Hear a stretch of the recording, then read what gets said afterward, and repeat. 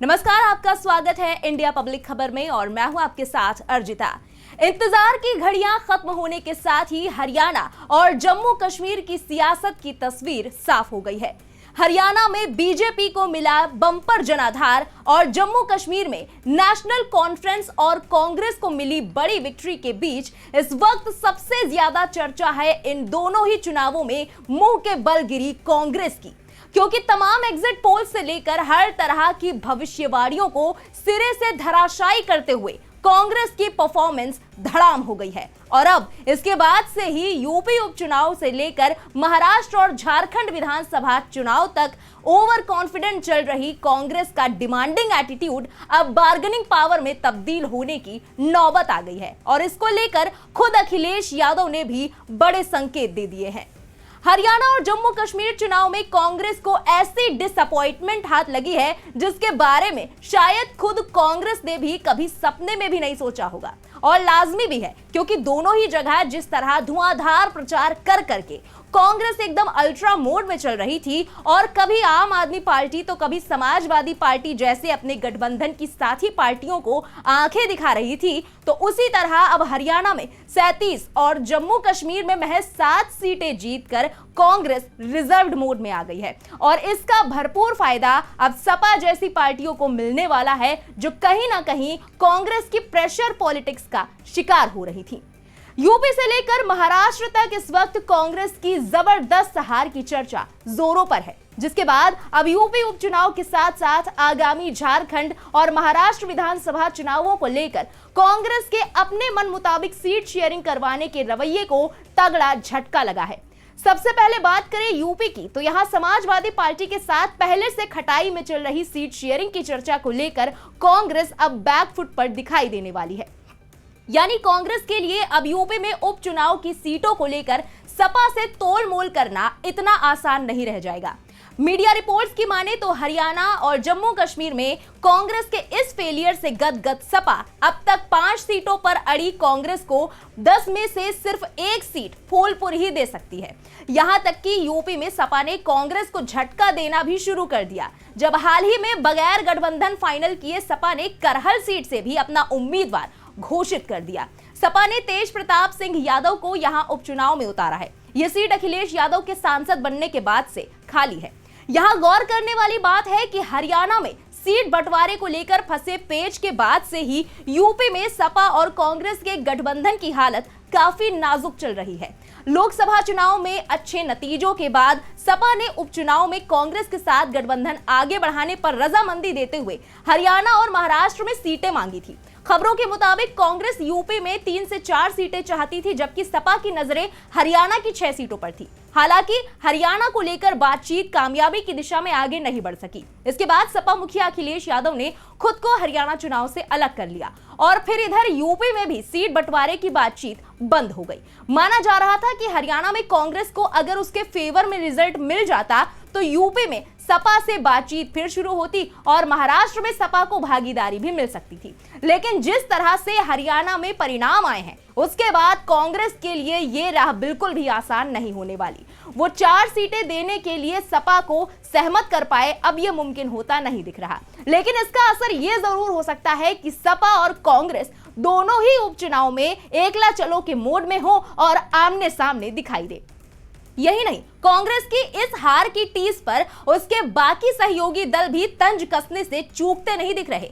इसी कड़ी में उद्धव ठाकरे गुट वाली शिवसेना ने तो कांग्रेस को नसीहत तक दे डाली है। हरियाणा में कांग्रेस की हार पर सबसे पहले शिवसेना यूबीटी ने प्रतिक्रिया दी। प्रियंका चतुर्वेदी ने कहा कि कांग्रेस हमेशा बीजेपी से डायरेक्ट फाइट में कमजोर पड़ जाती है, उसे अपनी रणनीति देखनी होगी। उन्होंने कहा कि इतनी एंटी इनकम्बेंसी के बावजूद अगर भाजपा सरकार बना रही है तो मैं उसको बधाई देना चाहूंगी। उन्होंने अपना कैंपेन अच्छा चलाया, हरियाणा की जनता का विश्वास जीतने में कामयाब रहे। लोगों में बीजेपी के प्रति नाराजगी भी थी, लेकिन उन्होंने वोट भी उसे ही दिए। कहीं ना कहीं कांग्रेस पार्टी को भी अपनी रणनीति देखनी पड़ेगी। जब भाजपा के साथ सीधी लड़ाई होती है तो कांग्रेस कमजोर पड़ जाती है। कांग्रेस को इस पर चिंतन मनन करके अपनी रणनीति में सुधार करना चाहिए। यानी देखा जाए तो प्रियंका चतुर्वेदी ने यहां इशारों में कह दिया कि कांग्रेस सीधे मुकाबले में बीजेपी को हरा नहीं पाती।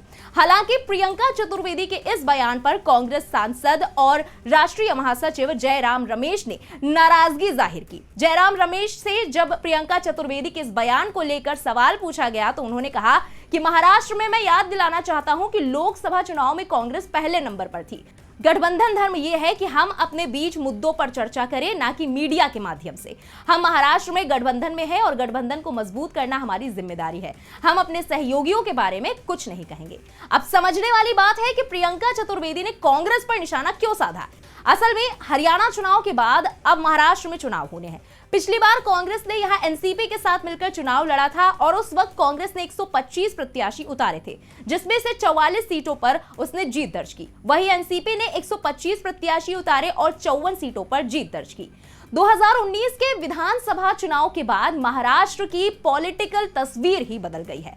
अब कांग्रेस का गठबंधन शरद पवार गुट की एनसीपी और उद्धव ठाकरे गुट की शिवसेना के साथ है। बड़ी बात यह है कि शिवसेना ने बीजेपी के साथ मिलकर 2019 में 124 सीटों पर चुनाव लड़ा था। इस बार सब साथ में है तो सीटों का बंटवारा उलझ गया है।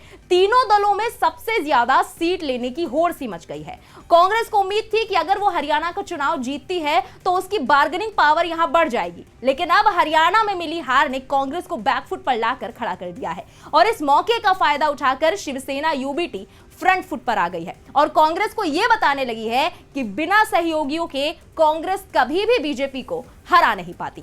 यही नहीं, हरियाणा के नतीजों का असर झारखंड विधानसभा चुनाव पर भी पड़ना तय माना जा रहा है।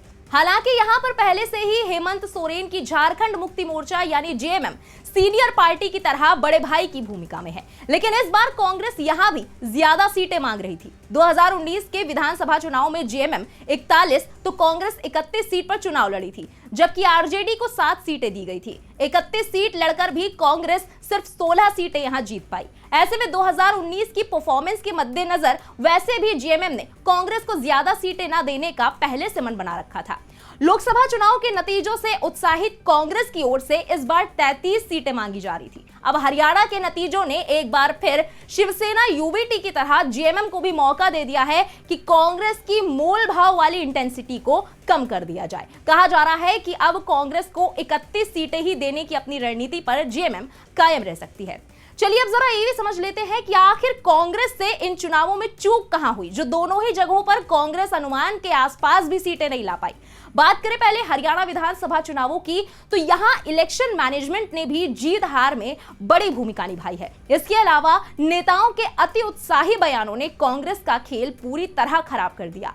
कांग्रेस जहां ओवर कॉन्फिडेंट रही तो वही बीजेपी अंत तक संघर्ष करती दिखाई दी। आंकड़ों में भी देखें तो बीजेपी को कांग्रेस से सिर्फ 1,18,198 वोट ही ज्यादा मिले हैं। इससे बीजेपी को 11 सीटें ज्यादा मिली हैं। कांग्रेस और बीजेपी में एक और बड़ा अंतर यह भी रहा कि कांग्रेस में मुख्यमंत्री पद के दावेदारों में वोट जोड़ने से ज्यादा जल्दी शपथ लेने की रही। नेता खुद को मुख्यमंत्री पद की दावेदारी करने में लगे रहे। राजनीतिक हलकों में चर्चा तेज है कि अगर कांग्रेस ने छोटे दलों को साथ लिया होता और चुनाव का सही मैनेजमेंट किया होता तो तस्वीर बदल सकती थी। हरियाणा विधानसभा चुनावों के आंकड़े भी कुछ ऐसी ही तस्वीर बयां कर रहे हैं। आम आदमी पार्टी को राज्य में भले ही कोई सीट नहीं मिली, लेकिन उसने 1.79% वोट हासिल कर लिए। कई सीटों पर उसके उम्मीदवारों को अच्छे वोट भी मिले। इसी तरह निर्दलियों ने 11.64% वोट झटके हैं। 2019 के विधानसभा चुनावों में कांग्रेस को 28.08% और बीजेपी को 36.49% वोट मिले थे।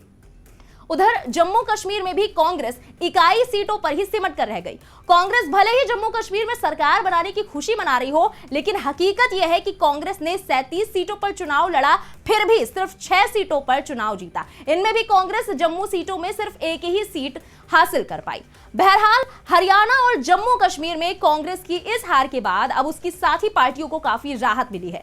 गठबंधन के तहत सीट ना मिलने का घूंट तो अखिलेश यादव पी गए थे, लेकिन अब इसका बदला वो यूपी में लेने से चूकेंगे या नहीं, ये देखने वाली बात होगी। वहीं महाराष्ट्र और झारखंड में भी अब कांग्रेस का भविष्य क्या होगा, ये देखना वाकई दिलचस्प होगा। फिलहाल इस स्पेशल रिपोर्ट में बस इतना ही। इस पूरे मुद्दे पर आपका क्या कहना है, कमेंट में लिखकर अपनी राय जरूर बताएं। बने रहे इंडिया पब्लिक खबर के साथ। हमारे यूट्यूब चैनल को सब्सक्राइब करें, बेल आइकन दबाना बिल्कुल ना भूलें।